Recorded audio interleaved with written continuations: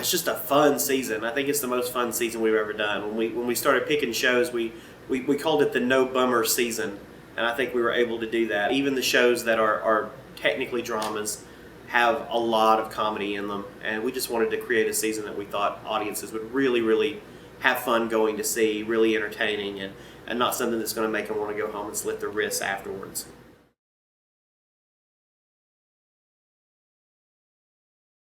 Dragula is a musical love story set in the late 1800s, which follows Bram Stoker's novel pretty exactly, except for the fact that Dracula is played by a man in drag. And it's a love story about a man who is in love with a different kind of man. And I think this show teaches acceptance. I think it teaches that all relationships are valid, and I think that's something that's very relevant these days. And I think people will enjoy it because it's fun, but it speaks to you. The music is all the lyrics are written by me. All the music is done by Flannery Hooks, and we did Skanks in a One Horse Town together earlier this year. And luckily, Hal is frightening in just normal attire, much less drag. I think the music is more evolved than our previous music. I think it's got a more epic sound. It's a little bit fuller and more orchestrations. And I think, I think we've got, a lot of really good singers in the cast and a really good ensemble and chorus. So I think I'm just excited to see at this point if and how it all comes together. Sometimes you have to be with one who is dead to know what it's like to really live. I think this upcoming season really defines us as a theater. We like to do a lot of edgy productions, a lot of premieres. Billy Ray's works are obviously new. We've premiered those. So I think the fact that we're doing theater that not a lot of people do, or really nobody does, I think that says a lot about us. And I think if we can provide something for that niche, if we can be unexpected, zany, edgy, dramatic yet funny kind of theater, I think that people will really enjoy that. Abraham Lincoln's Big Gay Dance Party is about a school teacher named Harmony Green who lives in Maynard County, Illinois, which is Abraham Lincoln's birth town. And she puts on a Christmas pageant one year that outs President Lincoln as a homosexual.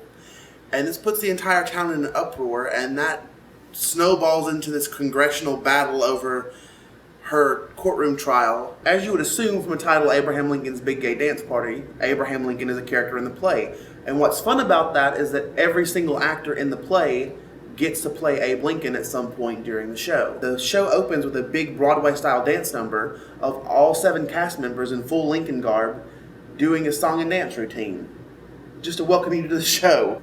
Abraham Lincoln's Big Gay Dance Party sounds like it's a big dance party and it's really gay, and it is those things, don't get me wrong, but there's a lot more to that than just the title. And so I'm hoping that people who maybe think that it's going to be just a fluffy musical comedy will come out and see it anyways, and see that it's really a smart and funny satire of America and the way our politics work, especially today.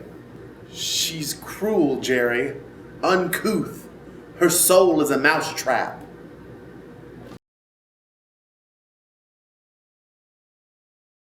In the Next Room, or the Vibrator play, is a funny, emotional kind of roller coaster set in the dawn of electricity, right after the Civil War.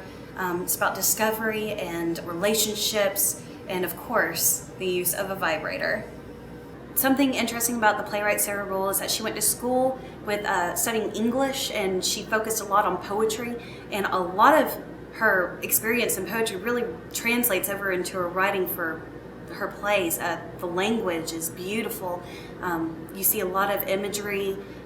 The words just kind of flow like you would a poem. I can't wait for the actors to really sink their teeth into this. It's something that any actor would be extremely excited to read and act. Well, I think people will want to come see the show because it's definitely an eye-opener about relationships, about yourself.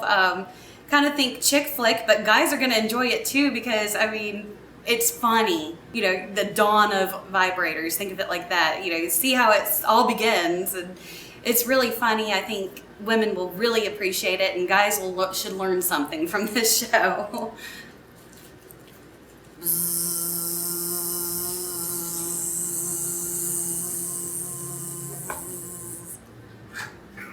I think it's the most consistently upbeat season we've ever had. We have some drama, which I know we will do just exceptionally well, but we don't get enough credit for the comedies that we do and the fine comedic actors we have here at Theater Downtown. So I'm really excited about that.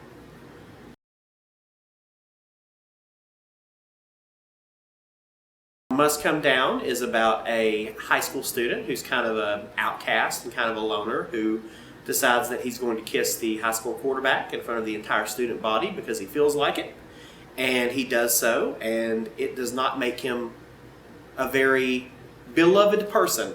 But he does soon find out that the person that he has kissed might have feelings for him. And so that sets off kind of a course of events, and it deals with acceptance and the coming out process. And there are also some familial issues in there too, with some of the characters working through some stuff with their parents. And I think it's a pretty stark departure from Dragula and Skates into One Horse Town and pretty much everything I've written up until this point. I mean, most of the characters are high school students. I tried to run the gamut in terms of the different types. You've got the kind of the loner and the outcast. You've got the jock. You've got the kind of nerdy, hyperactive friend. You've got the indie kind of art rock blogger and her overweight, frizzy-haired friend. You've got the bitch girlfriend. I tried to cover as many areas of the high school experience as I could. I think I was probably drawn to it because it was an experience that I didn't have. I didn't have a really complicated coming out process, and so I know it sounds odd, but I'm not jealous of people who did, but I do think that, you know, your coming out process is kind of meaningful for each person who has one. So I didn't have a very complicated one, so I thought it would be fun to write about someone who maybe did. I think people will enjoy it. I hope they will find it funny because I don't want the humor to be lost. And hopefully they will also take something else from it. And that is my synopsis of Must Come Down. My favorite scene is one of the scenes in the movie theater. It's the first scene where the two main characters actually get together on a pseudo date. And that's all I have. I can't see how TBA will not make an impact on the Birmingham theater community because it's just the most important play to grace a stage since A Raisin in the Sun. I have read a lot of their works before, and I'm very excited about this particular show. I don't know. I hope there's a part for me. I know. It's going to be a hot ticket. I am super excited about the TBA show, which is also, its actual name is Tatiana's Bar Mitzvah Adventures. And I'm super excited about doing that show, and I think our Jewish community will be really excited. So mazel tov to them. The thing I'm looking forward to the most in this season is TBA. I've never heard of it. I hear great things. Apparently this is a new playwright. Yeah, TBA, that sounds great. I think it's a really exciting season, and it's going to be one that you're not going to see anywhere else in the city because it's so eclectic. You have lots of original works being staged. You have lots of works that have never been seen in the area being staged. I believe there are 2 or 3 Southeastern premieres, so it's just a whole lot of chances to see theater that haven't been seen around here and you won't get to see anywhere else. My show is Alice in Slasherland, and it is about this kind of run-of-the-mill kid. His name's Lewis. He's just a high school student that isn't really popular, isn't really cool. He's in love with his best friend who just doesn't feel that way about him, and he actually opens the gates of hell during a Halloween party. And when that happens, demons and zombies and everything kind of pops out. And they don't know what to do about it. So one of the people that he meets is Alice, who is a zombie, and they become friends. And so Lewis, Alice, his best friend Margaret, and Edgar, who is a demon-possessed teddy bear, are charged with the task of saving the world. So that's basically what it's about.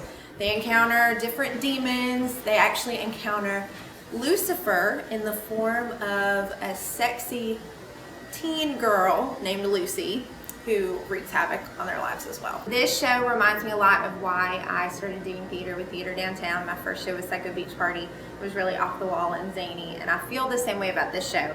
It is equal parts horror and humor. So there's a little bit of things for everybody. Plus, I am scared of the horror genre. So if it's mixed with a comedy, then I know that I'll have fun with it. It's going to be really challenging because there's a lot of unfamiliar elements to me, a lot of multimedia, some special effect kind of things, a lot of fight choreography. So I'm really excited about that. And I think with the talent that we have here in Birmingham, we're going to be able to get some really cool people involved in the theater that maybe haven't auditioned before. Who says that you have to do a horror show in October? It's going to be fun in June. What about the teddy bear? I mean, I really can't tell you anything about the teddy bear. What would you like me to say? It's a teddy bear that's a puppet.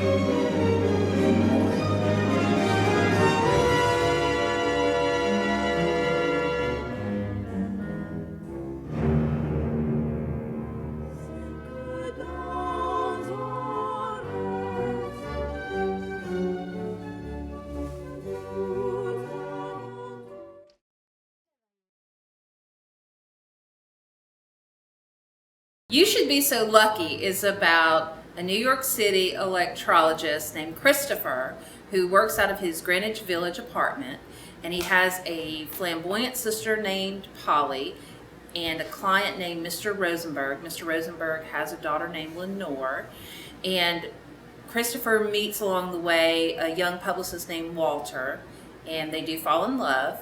And there is also a very spitfire talk show host named Wanda. And it's basically a screwball comedy about these 6 characters. Charles Busch is one of the most prolific authors in the American theater scene today. Theater Downtown audiences will know his work from The Divine Sister and Psycho Beach Party. Birmingham audiences will know him from Die Mommy Die, and he also authored Vampire Lesbians of Sodom. I'm excited about this show because it's a true ensemble piece. It is 6 characters who all get to be funny yet real. It's a story about relationships, be it father, daughter, brother, sister, lover, and it's also about just money and how sometimes the thought of having a great deal of money can change your outlook. I also like that it is essentially a fairy tale, and it is a comedy, and it's just richly written. I told him just a little finger down the throat and he'll feel divine. You should come to Dragula because it's Howard in drag. You should come to Abraham Lincoln's Big Gay Dance Party because it's a bunch of people dressed like Abraham fucking Lincoln. You should come to In the Next Room because it's got a dildo in the title. You should go to A Must Come Down because it's a drama that I wrote, which how many times are you going to get to see that? You should come see our TBA show just to see what the hell we're doing. You should come see Alice in Slasherland because it's got a demonic rapping teddy bear. You should come see our August show, Dangerous Liaisons, because it was based on a movie starring Glenn Close, and Glenn Close is fucking awesome. And you should come see You Should Be So Lucky because it has a Jewish ghost and a whole lot of homosexuality. On, off, on, off, on, off, on,